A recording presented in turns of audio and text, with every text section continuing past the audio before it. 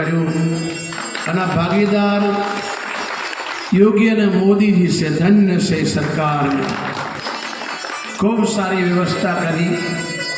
आटली बड़ी भीड़ में अनेक रोगना लोको गंगा में स्नान कर्यु।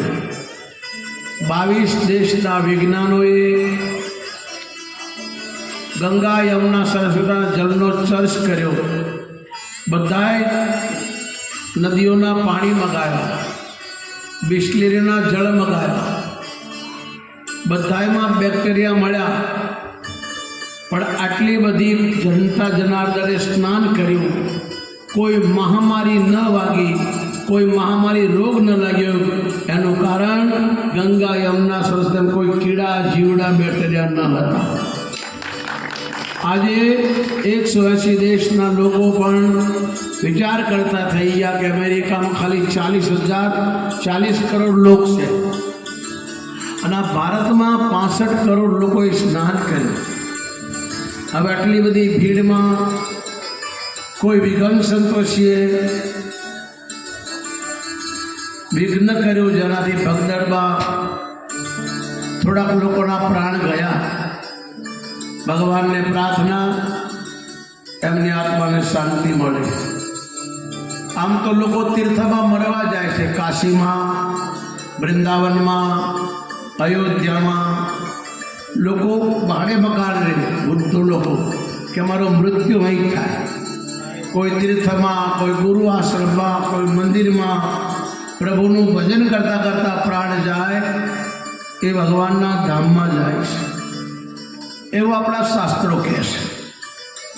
पण आ दुर्घटना थई छे એટલે भगवान ने प्रार्थना कि आत्मा ने शांति मळे। बाकी बहुत व्यवस्था सारी करी।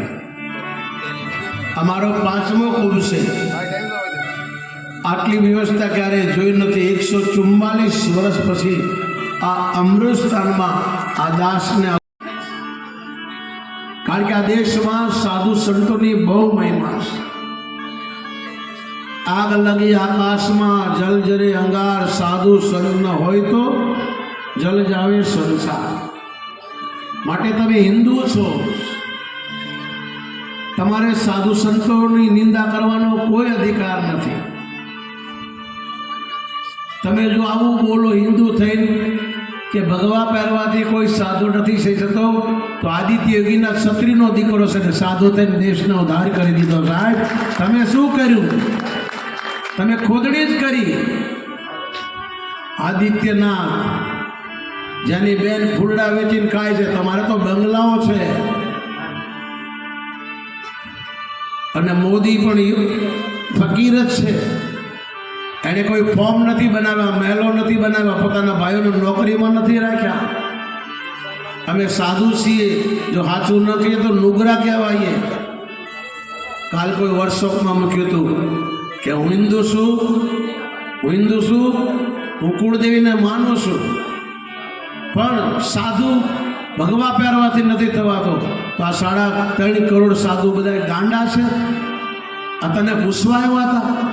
तारा बाप दादा साधु ज हता।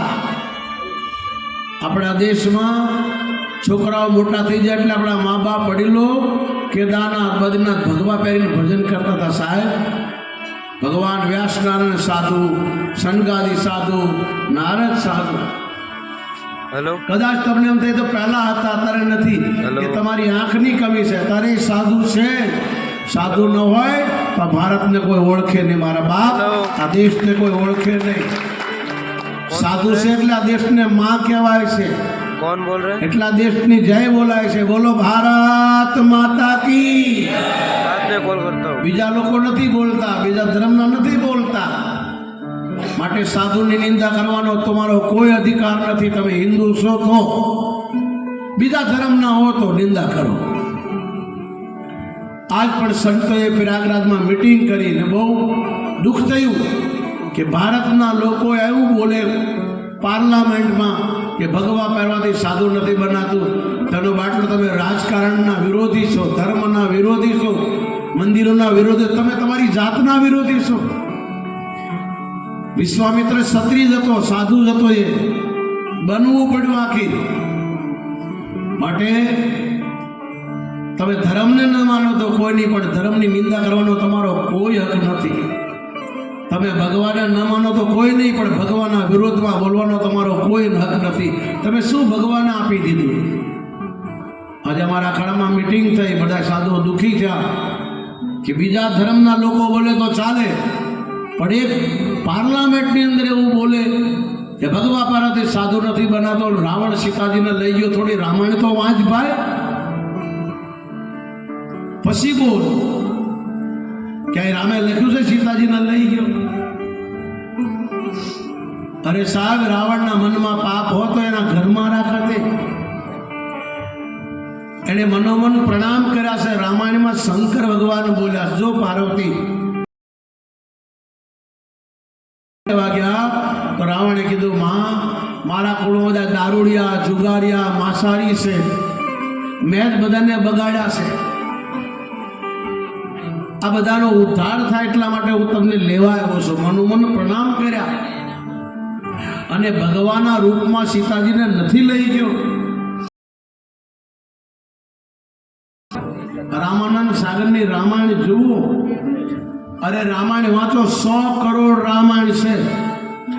100 કરોડ રામાયણમાં ક્યાંય નથી લખ્યું કે રાવણ સીતાજીને લઈ ગયો. બરાબર, રામાયણ પહેલા વાંચો પછી બોલો. આવ્યો ત્યારે સાધુ બનીને આવ્યો, પણ સીતાજી ભિક્ષા લઈને આવ્યા. તેણે પોતાનું રૂપ બતાવ્યું, હું સાધુ નથી, લંકાપતિ રાવણ છું. અને મન કીને પ્રણામ. રામાયણમાં લખ્યું, રાવણે મનોમન પ્રણામ કર્યા, હે માં ધરતીમાં પધારો. અને અશોક વાટિકા મલાઈ ગયો. રાવણે સીતાજીને ક્યારે હાથ નથી લગાડ્યો, નથી ગયો. હજારો સ્ત્રીઓની સાથે, હજારો દાસ દાસીઓની વાત કરતો. એક લીલા હતી. રાવણ આગલા જન્મનો ભગવાનનો નોકર હતો, આવું શંકર ભગવાન કહે છે. માં પાર્વતી પૂછે, ભગવાનને અવતાર લેવાનું કારણ શું?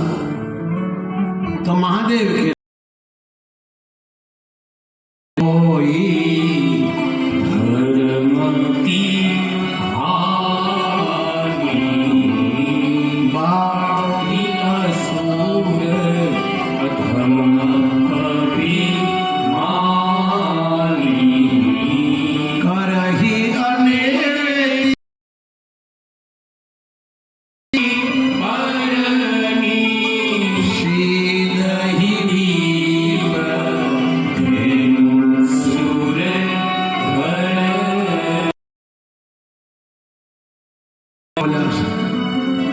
ધ્યાનથી સાંભળજો બધાએ. આપણે એક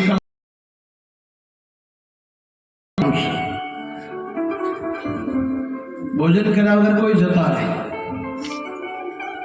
આ શંકર ભગવાન કહે છે,